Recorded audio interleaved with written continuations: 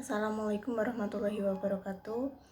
Nama saya Desi Safitri Nurdiana, NIM 216121168. Di sini saya akan menjawab pertanyaan tugas MSI. Yang pertama, Istidlal al-Istisyab.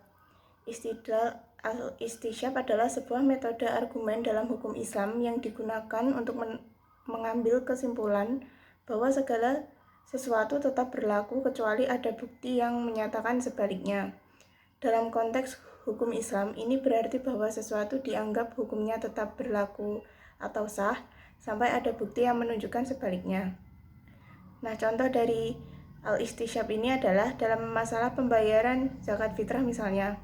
Seseorang dianggap masih wajib membayar zakat fitrah setiap tahun kecuali ada bukti yang menyatakan bahwa kewajiban tersebut tidak berlaku baginya. Sebagai contoh, seseorang yang telah meninggal dunia pada bulan Ramadan dan belum membayar zakat fitrah untuk tahun tersebut, maka warisnya harus membayar zakat fitrah atas nama orang yang sudah meninggal tersebut.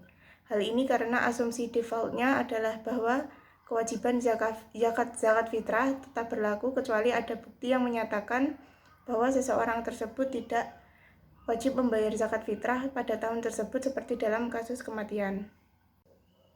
Yang kedua, istidlal al-masyalih al-mursalah, yaitu sebuah metode penarikan hukum dalam Islam yang didasarkan pada penilaian kepentingan umum atau kebaikan yang tidak memiliki dasar hukum yang spesifik dalam teks agama, tetapi sejalan dengan tujuan-tujuan syariat. Metode ini mencari solusi hukum dengan memperhatikan kemaslahatan umum atau kepentingan umum yang tidak mungkin secara langsung diatur dalam teks-teks agama. Contohnya misalnya dalam masalah keuangan, bank-bank modern menawarkan berbagai jenis produk keuangan seperti tabungan, investasi, dan pinjaman. Meskipun tidak ada referensi langsung dalam teks agama tentang produk-produk keuangan modern tersebut, namun para ulama dan cendekiawan muslim menggunakan konsep masalih al-mursalah untuk menilai kemaslahatan atau kerugian dari produk-produk tersebut. Jika produk tersebut dianggap memberikan manfaat bagi masyarakat dan tidak bertentangan dengan syariat Islam, maka dapat dianggap halal. Yang ketiga, al-istihsan adalah metode penarikan hukum dalam hukum Islam yang didasarkan pada prinsip keadilan, kemaslahatan, atau pertimbangan yang masuk akal dalam menetapkan hukum. Ini memungkinkan hakim atau cendekiawan hukum untuk menggunakan penalaran mereka sendiri untuk menetapkan hukum dalam situasi di mana hukum yang telah ada tidak sepenuhnya sesuai dengan keadilan atau kemaslahatan yang diinginkan. Contohnya, misalnya dalam hukum kontrak ada aturan yang menyatakan bahwa suatu kontrak yang melibatkan riba atau bunga adalah tidak sah menurut hukum Islam. Namun dalam situasi di mana keberlakuan aturan ini akan menyebabkan kerugian yang besar bagi salah satu pihak atau secara keseluruhan, maka hakim atau cendekiawan hukum dapat menggunakan istihsan untuk menetapkan keabsahan kontrak tersebut dengan mempertimbangkan kemaslahatan atau keadilan yang lebih besar. Lalu ada qaul asy-syahabi adalah metode penarikan hukum dalam hukum Islam yang didasarkan pada pendapat atau pernyataan dari salah satu sahabat Nabi Muhammad. Metode ini menganggap pendapat para sahabat Nabi sebagai sumber hukum yang memiliki otoritas karena mereka merupakan orang-orang yang dekat dengan Nabi dan memahami ajaran Islam secara langsung dari beliau. Contohnya misalnya dalam konteks ibadah sholat, terdapat variasi pendapat di antara para ulama tentang keabsahan melakukan gerakan tertentu atau menahan sesuatu dalam salat. Dalam situasi seperti ini, para ulama dapat merujuk pada pendapat salah satu sahabat Nabi yang telah dikenal memiliki pengetahuan atau pemahaman yang mendalam tentang agama. Jika salah satu sahabat memberikan pernyataan yang menetapkan keabsahan atau keharaman suatu tindakan dalam salat, maka pendapat tersebut dapat dijadikan dasar hukum bagi para ulama. Lalu ada istidlal sad az-zarai, adalah metode penarikan hukum dalam hukum Islam yang bertujuan untuk mencegah segala sesuatu yang dapat membawa kepada suatu kejelekan atau yang dapat merusak agama, jiwa, akal, harta benda, dan keturunan. Metode ini bertujuan untuk menghindari potensi dampak negatif atau kerusakan yang mungkin timbul dari suatu tindakan atau situasi.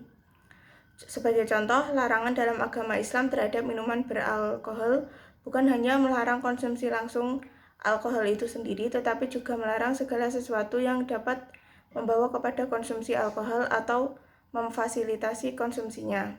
Misalnya menjual, memproduksi, atau mengangkut minuman beralkohol. Selanjutnya ada dilalah al-iqtiran, adalah sebuah konsep dalam usul fikih, prinsip-prinsip hukum Islam yang mengacu pada implikasi hukum yang muncul ketika satu kasus diatur oleh satu nas atau teks hukum, namun kasus serupa tidak diatur oleh nas tersebut tetapi memiliki hukum yang serupa.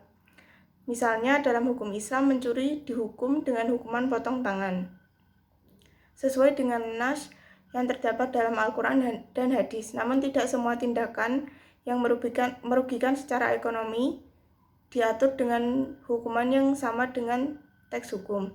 Misalnya pencurian dengan memaksa atau penipuan adalah tindakan yang merugikan secara ekonomi, tetapi tidak secara khusus diatur dalam teks hukum.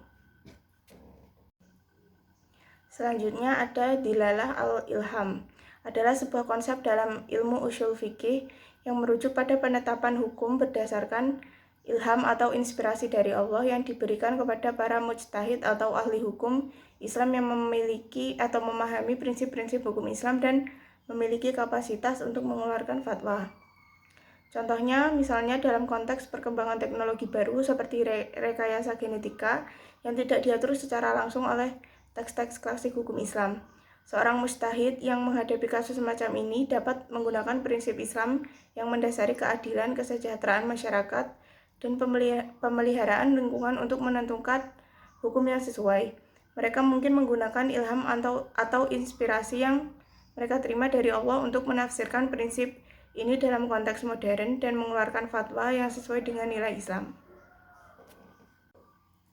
Selanjutnya ada ru'ya al-nabi, adalah penglihatan atau mimpi yang dialami oleh Nabi Muhammad. Dalam tradisi Islam, ru'ya al-nabi dianggap sebagai salah satu sumber wahyu yang digunakan oleh Nabi untuk menerima petunjuk dan instruksi dari Allah.